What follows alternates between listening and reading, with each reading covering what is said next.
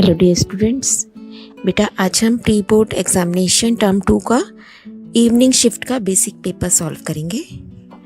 देखिए first question था x² + 6x + 5 के मूल बताइए, रूट्स फाइंड आउट करने हैं। तो आप ABC लिख लेंगे इसमें, फिर गुणा करने पे AC मिलना चाहिए। अब 5 के इस तरीके से टुकड़े करने हैं कि जमा या घटा करने पर 6 आए, गुणा करने पे 5 और जमा या घटा करने पे 6। तो हमारे पास क्या आ जाएंगे 5 and 1। 5 × 1 5 बना और 5 में 1 जमा कर देंगे तो 6। क्योंकि b के साथ जमा का निशान है इसलिए बड़ी टर्म के साथ भी जमा, और जमा के साथ जमा ही करेंगे तब जाके 6 मिलेगा। तो आपके फैक्टर क्या बन जाएंगे x + 5 x + 1 = 0। क्योंकि यहाँ पे a1 है तो हम जो भी आपने यहाँ नंबर सोचे हैं वो सीधा आप x के साथ रख सकते हो। तो x का वैल्यू क्या आ जाएगा -5 and -1। ये आंसर है। समांतर श्रेणी का कौन सा पद 181 है? तो इसका मतलब a हमारा 5 है, d निकाल लेंगे आप, और लास्ट टर्म भी हमें बतानी है, लेकिन वो कौन से नंबर पर है n हमें बताना है। d आपने निकाल लिया, 13 में से 5 गए 8, सेकंड टर्म में से पहली टर्म को माइनस किया, फर्स्ट टर्म a 5 है, an आपका 181 है, n निकालना है। सीधा an का फॉर्मूला लगाएंगे और आंसर आपके पास आ जाएगा। an के नीचे 181 रखा, सबसे पहले इस 5 को इधर जाके घटा करना है। यहाँ पे बच गया n - 1 × 8, अब आपका 176। अब 8 जो यहाँ गुणा हो रहा था वो भाग में चला गया, n = 23। किसी AP का दूसरा पद 8 है तो दूसरा पद A2 यानी कि 8 दे रखा है, और इसको कैसे लिख सकते हैं A + 1D = 8। साथ में दे रखा है पांचवा पद 17 है तो A + 4D 17। अब ये दो इक्वेशन आपके पास हो गई, एक ये और एक ये, इन दोनों को साथ में रख के सॉल्व कर देंगे। घटा देंगे तो A से A कैंसिल हो गया, 4D में से 1D गया 3D, 17 में से 8 गया 9, D = 3। अब हमें निकालना है 19वां पद, तो D + A 8 है तो A कितना आ गया 5। अब A 19 का फॉर्मूला लगा देंगे, A = 18D, D की जगह 3 रखा, 59 आंसर। नेक्स्ट है लोहे के एक लंबवृत्तीय शंकु की ऊंचाई 8 सेंटीमीटर है। शंकु यानी कि कोन की हाइट आपको 8 सेंटीमीटर दे रखी है और रेडियस 2 सेंटीमीटर। इसको पिघलाकर एक गोला बनाया गया है। तो जब भी हम किसी चीज़ एक शेप से पिघलाकर दूसरी शेप बनाते हैं तो उनका वॉल्यूम सेम रहता है, और हमें नए गोले की त्रिज्या बतानी है। उस गोले की त्रिज्या आपने क्या मान ली, r मान लिया। अब शंकु का आयतन किसके बराबर होगा, गोले के आयतन के। वॉल्यूम ऑफ कोन यानी कि शंकु का आयतन बराबर वॉल्यूम ऑफ स्फीयर, गोले का आयतन। आयतन का फॉर्मूला लगा देते हैं, 1/3 πr² h और 4/3 πr³। आप देखिए यहाँ पे r मैंने बड़ा लिखा है क्योंकि छोटा r हमने गोले की त्रिज्या को लिखा था। अब इसकी त्रिज्या तो हमें पता है 2 है और हाइट भी पता है, यहाँ पे इनकी वैल्यूज रख देंगे। पाई से पाई कट गया, 3 से 3, आपके पास आ गया 8 = r³, r = 2 cm। नेक्स्ट, बारंबारता बंटन का बहुलक बताइए। तो सबसे पहले आप हाईएस्ट फ्रीक्वेंसी देखेंगे, इसमें आ रही है तो यही हमारे यहाँ बहुलक वर्ग हो गया। हाईलाइट कर देंगे इसे और लिख देंगे, इसे हाईलाइट कर दिया। अब इसका फॉर्मूला क्या होता है, F1 F0 F2 आपको सब चाहिए, H वर्गों का अंतर 10 आ गया। अब F1 कौन सा होता है, ये ही मॉडल क्लास का ये 1 है। आपने साइकिल से चलना है 0 1 2 0 1 2। मेन यही गलती आप सब लोग करते हैं, फॉर्मूले को अच्छे से समझना है। This is F0 F1 F2, जैसे आप काउंटिंग करते हैं 0 1 2।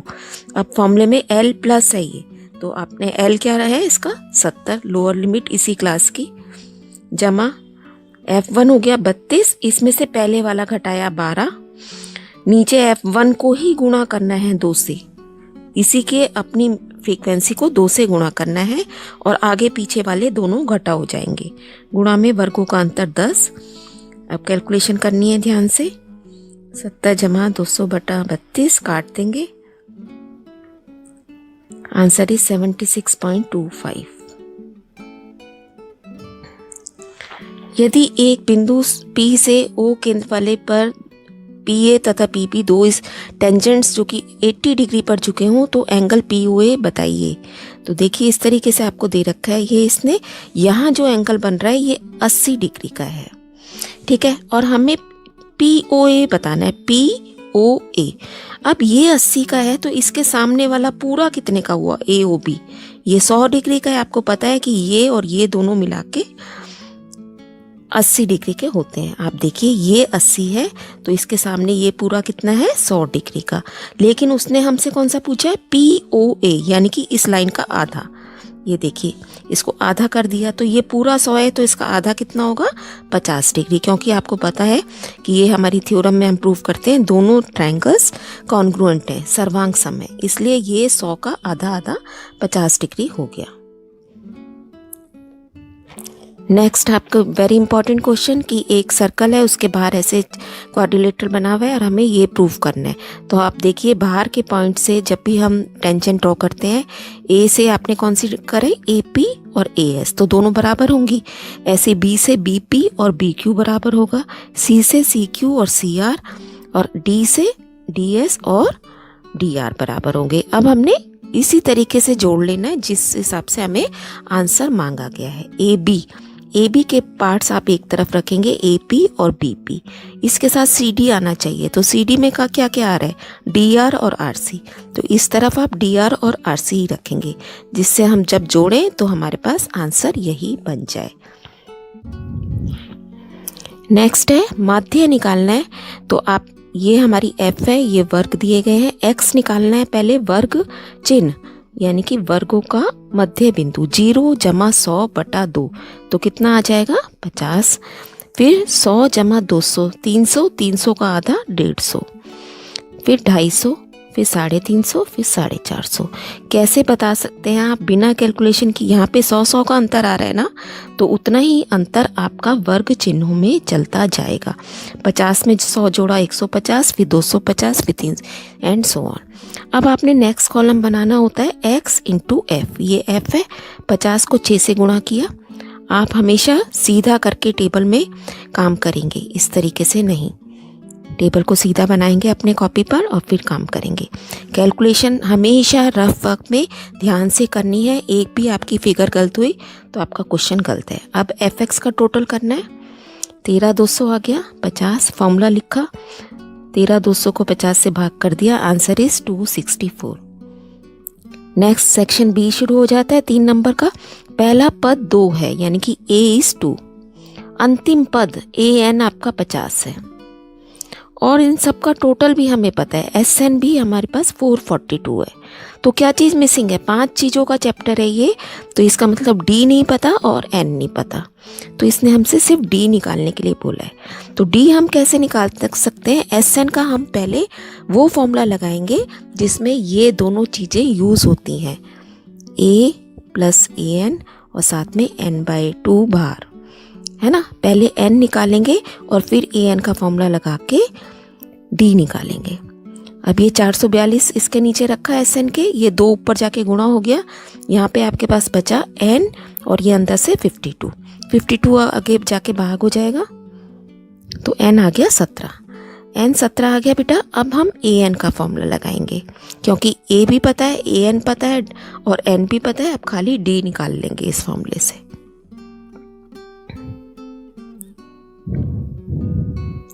D आ गया आपका 3।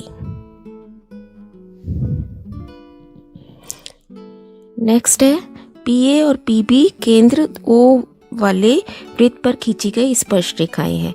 ये स्पर्शरेखा खींची है, ये 8 सेंटीमीटर है, तो दूसरी स्पर्शरेखा भी कितने की हो गई, 8 सेंटीमीटर, क्योंकि बाहरी बिंदु से खींची गई स्पर्शरेखाएं बराबर होती हैं। ये 8 के हो गई, तो इसके सामने के अपोजिट एंगल्स भी बराबर होंगे, क्योंकि समान भुजाओं के सम्मुख कोण बराबर होते हैं।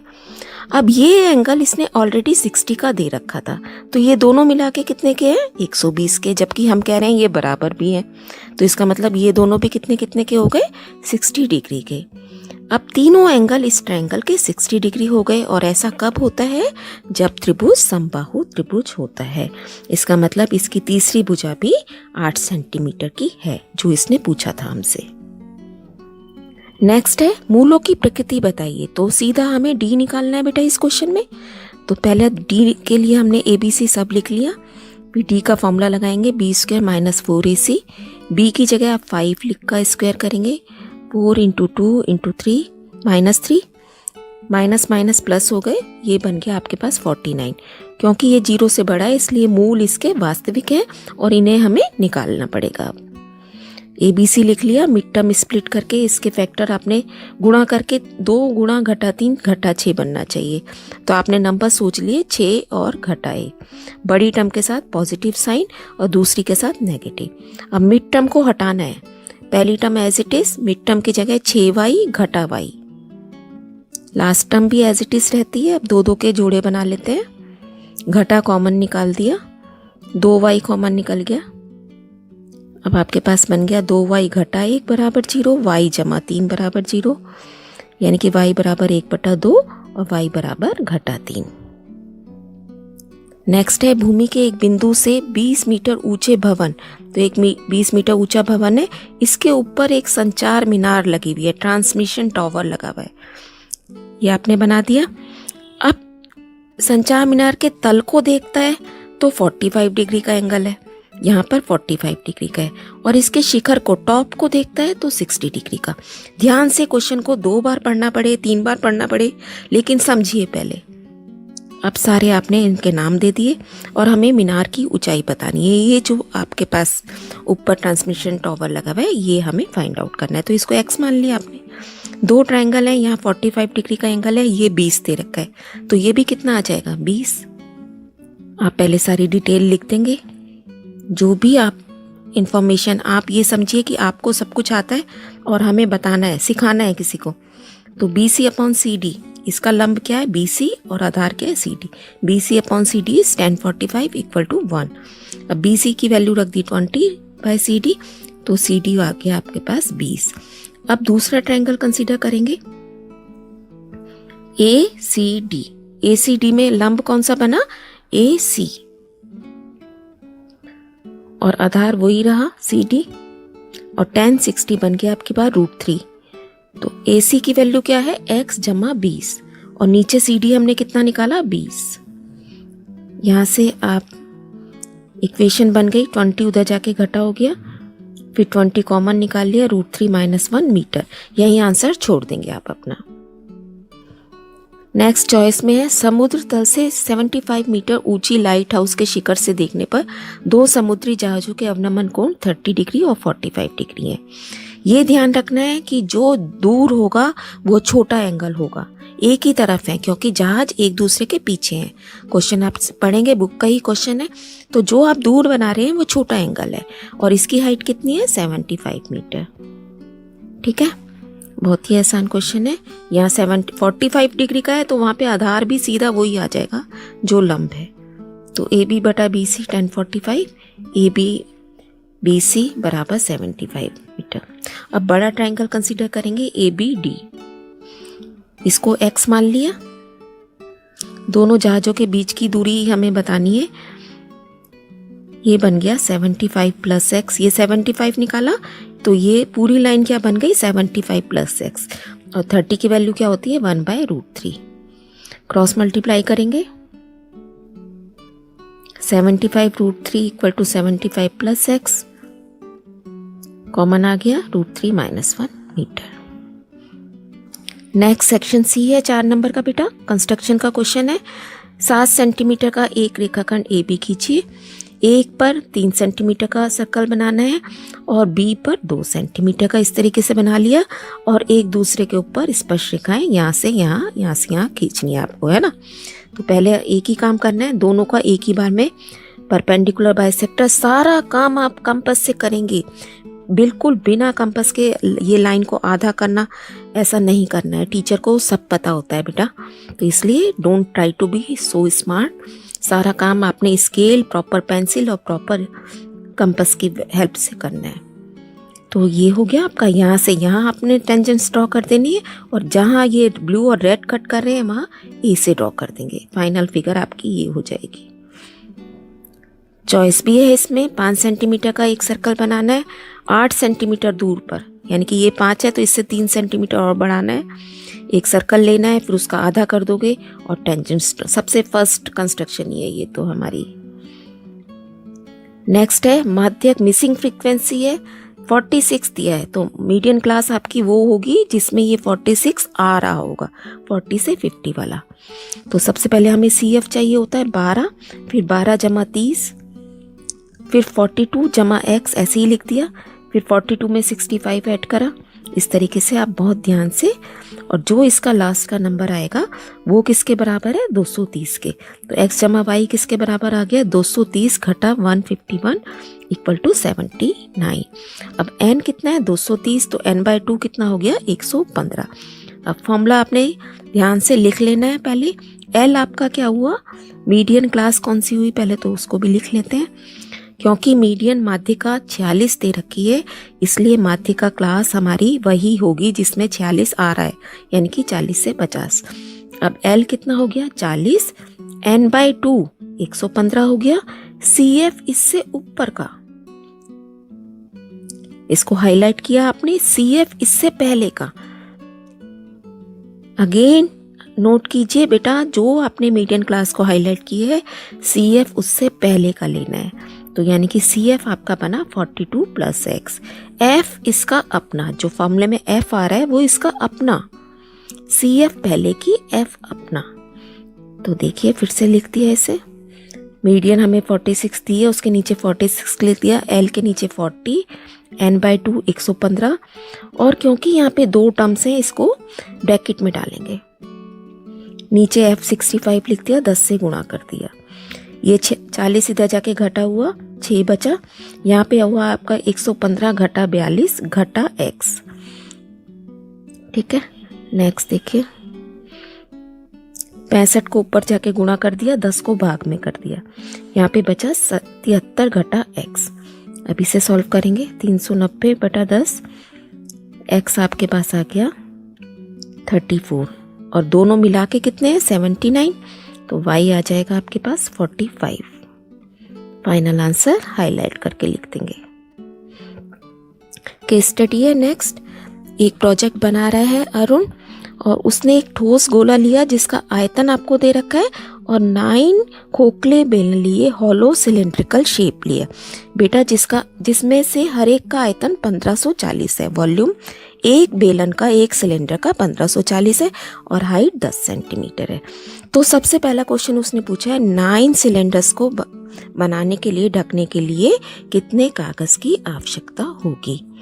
तो आपने क्या करना है, इसका पृष्ठीय क्षेत्रफल निकाल देंगे।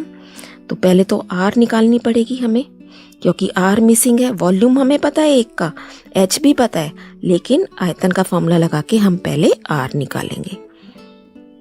देखिए R² आ गया 154 इंटू, अब इसे काट देंगे, R आ गया 7 cm। अब एक बेलन का पृष्ठीय क्षेत्रफल क्या होता है 2πRh, तो हम आपको तो 9 है, तो 9 इंटू 2πRh, R भी पता चल गया, अब H भी पता है, 3960 सेंटीमीटर स्क्वायर, यूनिट ध्यान रखना है। नेक्स्ट इसका सेकंड क्वेश्चन है, गोले को पिघलाकर 7 सेंटीमीटर त्रिज्या के छोटे गोले बनाए, 7 सेंटीमीटर के कितने गोले बनेंगे। तो बेटा बड़े गोले का भी हमें, क्योंकि वॉल्यूम पता है, इसलिए पहले हम क्या करेंगे, इसका वॉल्यूम तो एज इट इज लिख देंगे, और 7 सेंटीमीटर का भी नीचे वाले वॉल्यूम से भाग कर देंगे। बड़े आयतन को छोटे आयतन से भाग कर देते हैं तो हमें नंबर पता चल जाता है। तो आप क्या लिखेंगे, छोटे गोलों की संख्या बराबर बड़े गोले का आयतन बटा में छोटे गोले का आयतन। तो बड़े का तो ऑलरेडी हमें पता है। अब ये हो गया 4/3 πr³। r उसने कितना दे रखा है 7, तो इसलिए यहाँ पे हमने 7 लिख दिया। अब पाई की वैल्यू रखेंगे, 22/7 होती है, तो 22 नीचे रह गया, 7 ऊपर चला गया। और 7³ को हमने कैसे लिखा, 7 × 7 49, और एक 7 अलग से लिख दिया। और ये जो 3 था इसे भी ऊपर ले जाके इधर लिख दिया। ठीक है, अब 7 से 7 तो सीधा कट गया। अब आगे देखिए कैलकुलेशन कैसे करनी है, जहां आप गलती करते हैं। रफ वर्क की लाइन आप ड्रॉ करेंगे, ये सारा चीज़ मुझे सॉल्व करनी है। 38808 × 3 बटा में 4 गुणा 22 गुणा 49। तो बेटा पहली बात तो आप ये समझ जाइए, आपको पता है कि 22 11 के टेबल से जाता है और 49 7 से, और यहाँ जो आपको फिगर दे रखी है ना, ये इसका मतलब ये भी 11 से भी जा रही होगी और 7 से भी, क्योंकि नंबर आपका एक ही नंबर आएगा, नेचुरल नंबर बन जाएगा ऐसे केस में ना। तो आप ये पहले ट्राई करने की कोशिश कीजिए कि क्या ये नंबर 11 से भाग हो रहा है। मोस्ट ऑफ द टाइम ये 11 से भी भाग होगा, 7 से भी, मतलब ऐसी कोई भी फिगर होगी, स्पेशली इसमें नहीं, वो नंबर हमें इसी तरीके से दे जाते हैं कि वो आपस में सॉल्व हो जाए। तो ये मैंने 11 से 2 पे काटा, अब इसे काट रहे हैं, 11 को से भाग कर रहे हैं, 11 तिया 33, 5 बचा, 11 पंजे 55, 3 बचा, 11 दूनी 22, 8 बचा और 11 अठे 88 पूरा चला गया। अब देखिए इसे 7 से काट रहे हैं, 7 पंजे 35, 5 लिखा, ठीक है। फिर आप 7 चौक 28 लिख दोगे आप लोग सीधा, लेकिन आपको पता है एक ये छोटा नंबर आ रहा है, ना जाने की 0 लगाएंगे। अब फिर से 7 से भाग कर दिया और यहाँ नीचे 4 दूनी 8, 9 आ गया कट के, और आंसर बना 9 गुणा 3 यानी कि 27। सेकंड केस स्टडी है जिसमें कि आपको इस तरीके से फिगर दे रखी है, एक पिजन यहाँ बैठा है तो 45 डिग्री का एंगल बन रहा है और 8 सेकंड के बाद उड़ के वो यहाँ आ जाता है तो 60 डिग्री का एंगल होता है। नीचे से पूरी हाइट उसकी 54 है और एक लड़का 4 मीटर हाइट का है। तो ये वाली जो हाइट हमारे को कंसीडर करनी होती है ऐसे क्वेश्चन में, वो कितनी बची, 54 माइनस 4 यानी कि 50 मीटर।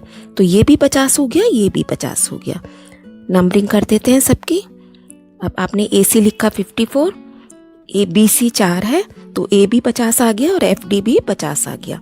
तो हमें उसने पहला क्वेश्चन पूछा है, लड़के की आंख से पहले स्थान पर बैठे कबूतर की दूरी बताइए, distance of first position of pigeon. तो फर्स्ट पोजीशन ये थी, तो यानी कि लड़के की आंख से ये क्या दूरी बतानी है हमने, FE, और दूसरी बार में बताना है कितनी दूरी तय करता है, और चाल भी बताइए, डिस्टेंस। तो दूरी उसने इतनी तय करी BD, और उसके बाद हमें स्पीड भी बतानी है। पहले हमने लिख लिया, अपने क्वेश्चन को सॉर्ट आउट कर लिया कि हमें चाहिए क्या। अब बस हम निकाल लेंगे। जब हम FDE कंसीडर करेंगे तो FD तो आपने 50 निकाल लिया और FE मुझे निकालना है।